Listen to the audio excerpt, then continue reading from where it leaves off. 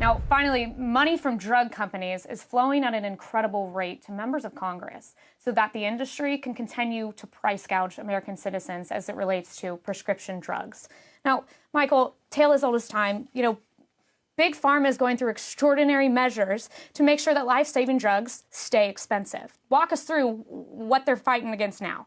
Sure. So you're seeing them lobby, and it's consistent. Understanding the numbers that you talk about when you talk about $250 million, that's something that's not being spent one time. That's being spent again and again and again. And there's a reason that Big Pharma keeps spending that kind of money, because they love their profits. I mean, you can see that with the conduct of these pharmaceutical companies that we talk about on this show all the time. So they're spending that because they're getting a return on it. Right. They're getting a result in the law. And there's the recent bill that came out about the negotiation of prices. And so they're fighting at all times to manage their profit margin and make sure that they can keep drug prices high and keep the power of the consumer, the power of negotiation down as low as they can so they can increase their profits. Absolutely. Now, let's break this down. The numbers have come out, and what Big Pharma is spending is upwards of $260 million on lobbying efforts, right? For every one congressperson, there are 3 lobbyists there to lobby them to keep this big spending bill out.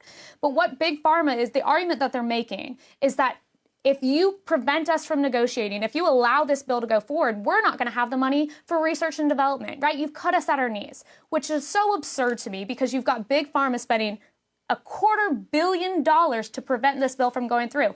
If that's truly the argument, Big Pharma, put all of that lobby money into R&D, right? Like, is that fair to say? That's absolutely fair to say, because it's so hypocritical. They're saying we're being benevolent. Oh, we're lobbying for you, the consumer? Absolutely not. If anyone believes that, they are sorely mistaken.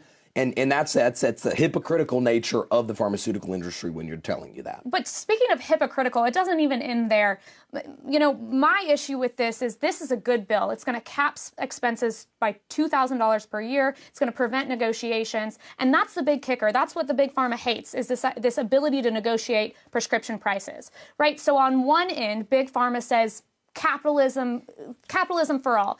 Don't limit competition. Let us do our thing. But when competition is entered into the market, when we're saying, hey, let's negotiate these prices, suddenly Big Pharma is saying, whoa, whoa, whoa, whoa, whoa, whoa. We want those regulations. We don't want negotiation. Stop there, right? Yeah, exactly. What's good for the goose is good for the gander. And you see this is a continued problem with pharmaceutical companies. When they get the patent, they keep the patent for as long as they can because that kills competition. And so they want the capitalism on the one hand, but then when it benefits them, this is really a form of crony capitalism. And that's what they're paying for. That's when they're going to Congress and they're spending $250 million or more every single year. They're paying to get favoritism, not fairness for the consumers. Michael, thank you so much for joining us. Thank you for having me.